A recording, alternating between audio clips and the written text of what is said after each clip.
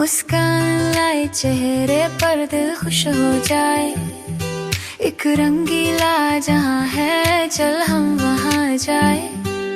गम को भूल जाए है ऐसा ये ठिकाना, सपनों जैसी दुनिया ये खुशियों का खजाना।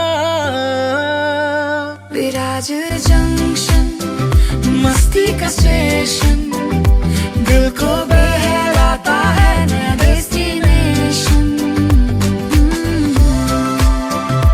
Food court, game zone, trampoline park, water park, go karting, kids play area, amusement park और अमेजिंग फूड वैरायटी सिर्फ विराज जंक्शन में। Viraj junction near Kognoli toll नाका, कोगनोळी। हातकणंगले तालुक्यातील पुलाची शिरोली इथला शाहिद समीर सनदे याचं एका तरुणीसोबत प्रेम प्रकरण होतं। सनदे यानं त्या युवतीवर अत्याचार करून त्याचे व्हिडिओ मित्रांना शेअर केले। त्यानंतर पीडित युवतीनं सनदे याच्या विरोधात राजारामपुरी पोलिसात तक्रार दाखल केली।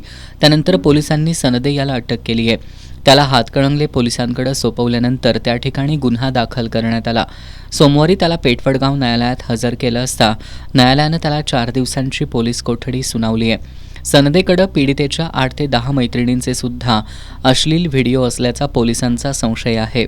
अश्लील व्हिडिओ तयार करणारा सनदेचा मित्र शाहरुख देसाई हा पसार असून पोलीस त्याचा शोध घेत आहेत। या घटनेनंतर हिंदुत्ववादी संघटना आक्रमक झाल्या असून या संघटनांनी आज गाव बंदची हाक दिली होती। त्यानुसार मुख्य प्रवेशद्वाराजवळ कार्यकर्ते एकत्र आले होते। कोणताही अनुचित प्रकार घडू नये म्हणून पोलिसांनी कार्यकर्त्यांना प्रवेशद्वाराजवळ रोखलं। यावेळी कार्यकर्त्यांनी जोरदार घोषणाबाजी केली। संतप्त कार्यकर्त्यांनी संशयिताच्या घरावर बुलडोझर फिरवा, त्याला गावातून हद्दपार करा अशा मागण्या केल्या। हिंदू मुलींवर अत्याचार करणाऱ्या लोकांच्या घरावर बुलडोझर फिरवा अशी मागणी शिवसेना ठाकरे गटाचे उपनेते संजय पवार यांनी केली। अशा लोकांविरोधात आम्ही कायदा हातात घेऊ असा इशाराही त्यांनी दिला।